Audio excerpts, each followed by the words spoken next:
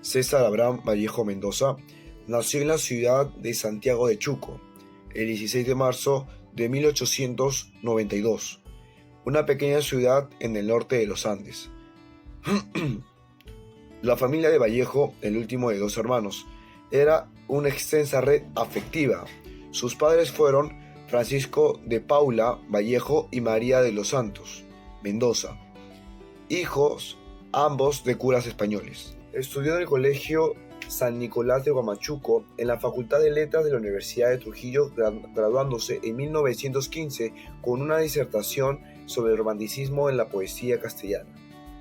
Cuando trabajaba como docente en Trujillo, Vallejo visitó al joven fundador del Grupo Norte, donde participan Víctor Raúl Haya de la Torre, Anterior Ego y Alcides Spenli. También hablaremos del emprendimiento cultural. Hemos visto en la obra de Locao, nos muestra a los obreros y trabajadores en una lucha constante por querer emprender, pero muchas cosas de lo que sucedía retenían a las personas a lograr ese emprendimiento.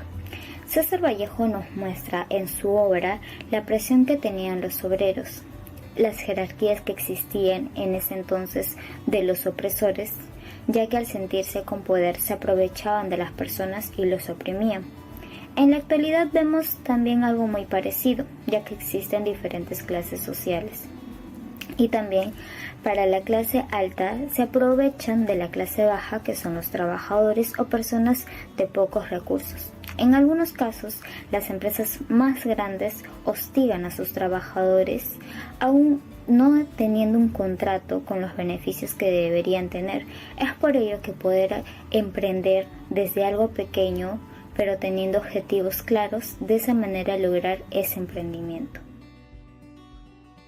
Y sus 3 perspectivas de información se les resalta el entendimiento y comunicación dentro de la plena actividad artística, con múltiples propiedades y funciones. Como plantea Rojas en 2015, el documental es un medio idóneo para aproximarse a la realidad de la sociedad, analizándola o criticando dependiendo del tema tratado, incluyendo lo científico, social o cultural, siendo que se emplea en las generaciones actuales para informarse de hechos pasados. También se puede asegurar que el documental de por sí es un gran método audiovisual, el cual mantiene información pura, predominante y subsumida. A continuación, un breve resumen de la obra escrita por el gran poeta César Vallejo. Esta se posicionó en la sociedad y ayuda a tomar conciencia de los derechos como trabajador. El relato comienza con los trabajadores de una obra juntos en su lugar de trabajo, una fábrica metalúrgica. En ese momento se les comunica por parte del jefe que la fábrica cerrará sus servicios, quitándose todo el problema. Dice que los jefes no tienen la culpa de esto. Los obreros indignados realizan una manifestación. Luego, en la siguiente escena, suceden entrevistas de trabajo en el ministerio. Están el funcionario y los empresarios que tienen la intención de cancelar la mayoría de sus fábricas. El ministro quería ayudar a los trabajadores, pero uno de los industriales lo amenaza con un saldo pendiente, anulando sus acciones.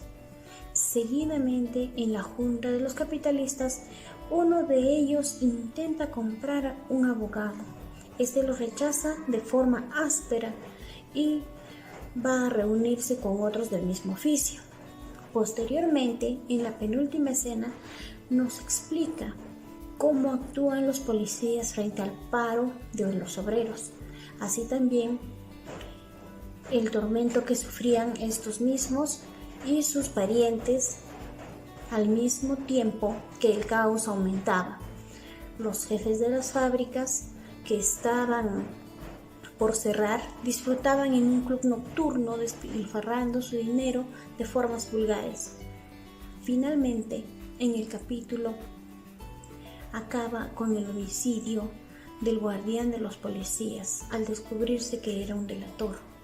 En esta obra César Vallejo refleja el valor de la justicia y perseverancia, con el cual yo me identifico, ya que se pueden presentar muchas trabas, pero sigo perseverante por cumplir mis metas.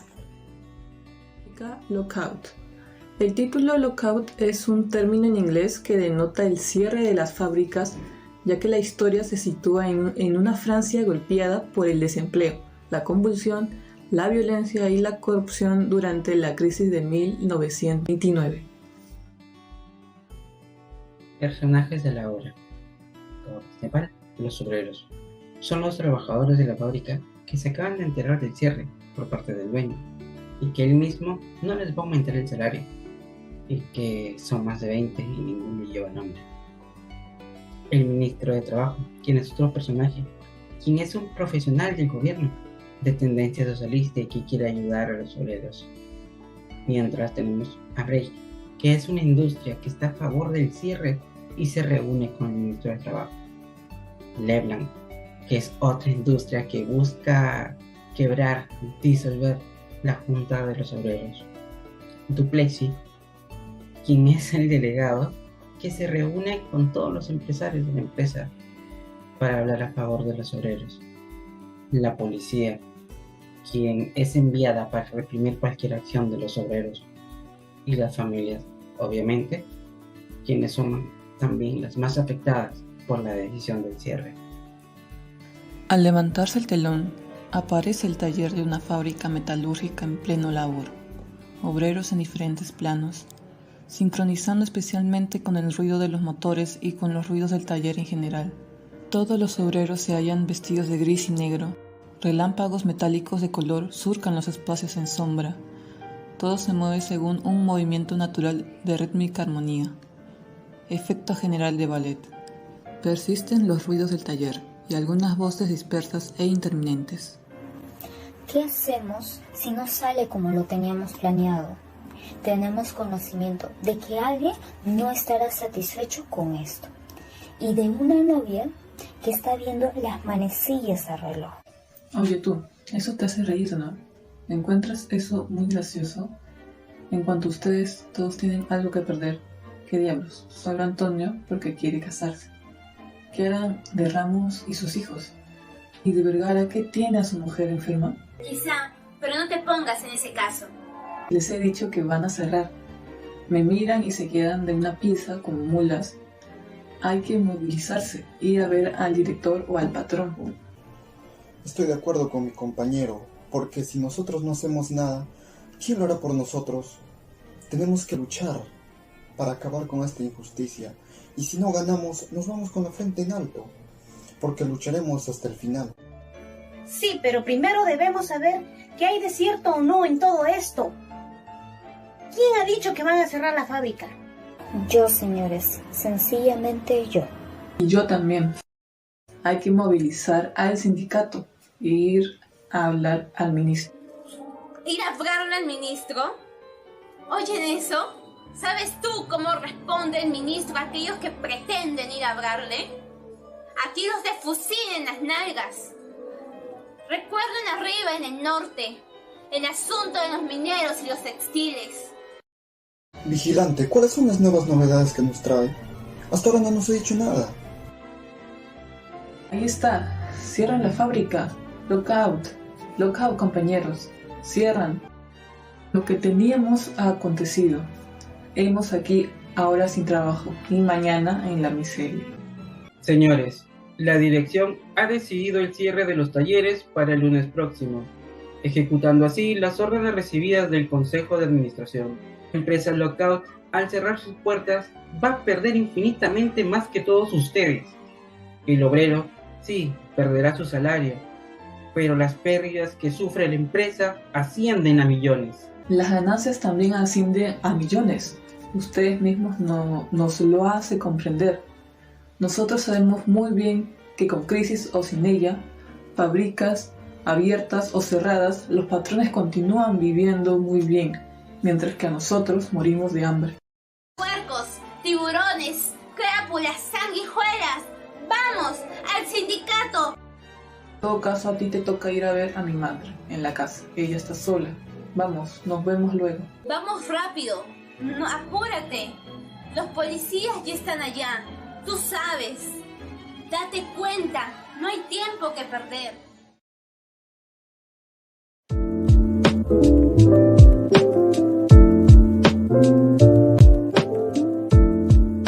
Magíster María Lineal.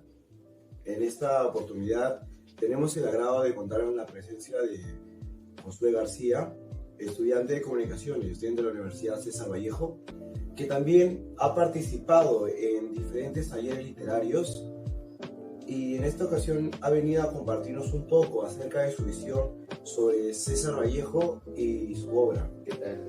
Soy Josué García. ¿Cómo nosotros considerar a César Vallejo como, si no como el exponente, como uno de los exponentes más importantes de la literatura peruana? Creo que hay tres aspectos, a mi parecer, ¿no?, que pueden determinar que Vallejo es un gran exponente de la literatura, que es tan importante. Esto lo puedo contar con una anécdota, ¿no? Yo hace poco, pues yo te había contado que yo tengo una pareja y ella está estudiando artes plásticas, ¿no? Y este ciclo está llevando literatura. Yo me emocioné bastante y le dije, cualquier cosa avísame. Y justamente le habían encargado hacer un cuadro sinóptico sobre la literatura peruana, ¿no? Y para eso tenía que hacer una lectura de un par de artículos al respecto. Entonces yo le ayudé con eso y yo también me enganché con el artículo. No me acuerdo ahorita de qué autor era, siendo honesto, pero hablaba acerca de, digamos, la división que había entre la literatura peruana, ¿no?, que se dividía entre los modernistas a partir de la época republicana y la literatura prehispánica, ¿no? Y se forma como una especie de doble naturaleza en la literatura peruana a partir de estas dos, ¿no? Entonces, estas en vez de complementarse más bien chocan entre sí, ¿no? Porque por una parte tienes a la literatura que viene desde la República, que opta por temas modernos, y la prehispánica tomando más temas nativos. Y ahora, ¿por qué Vallejo es importante? Porque justamente es uno de los pocos autores, junto a José María Arguedas también, que logra unificar estas dos cosas, ¿no?, estas dos naturalezas, haciendo que convivan entre sí. Claro, y eso lo podemos ver, por ejemplo, en España, Cartagena y Estecali, donde toman elementos occidentales, pero también los junta un poco con lo nativo, también entre irse con algunos pueblos, ¿no? Entonces, creo que ese es un factor que une a estas dos contradicciones de la literatura peruana. Creo que los otros factores, pero que también resaltan mucho y no son menos importantes, amplifican la imagen del hombre, ¿no?, desde una perspectiva más religiosa, a pesar de que yo no soy religioso. Y también por su historia, por las cosas que ha tenido que vivir, y el hecho de que nunca se ha dado por vencido, como se llama, el hecho de llevar su obra a todo el mundo. Respecto a Vallejo y su obra, en especial a la de Lookout. Hablamos en general, me encanta, ¿ya? Ahora, si me hablas en particular de Lookout, ahí tengo algunas complicaciones. Más que en su narrativa, en su ideología. Sabemos muy bien que Vallejo, pues, era socialista, era más marxista. Hay muchos errores en la teoría marxista, en la socialista en general. Tenemos después a Mises con el teorema de la imposibilidad del socialismo, explicado después porque es su puerta de Soto. Podemos decir que la obra no es como que sea tu favorita, como que la respetas, claro, pero tienes tus ciertos, discrepas con ciertos puntos que Vallejo toca en la obra. Creo que casi con todo el punto, pero o sea, en sí más por su idealización, ¿no? Claro. La obra de Vallejo es excelente, ¿no? Yo creo que sí, habría que, ¿cómo decirlo?, motivar a los que quieran de repente empezar. No empezar, yo creo, porque si empiezas con Vallejo te vas a perder. Sí, te vas a perder. Entonces, a los que ya de repente conocen varios autores, pero nunca han visto a Vallejo y quieren como que algo un poquito más diferente, un poquito más experimental, pues vayan a adherirse.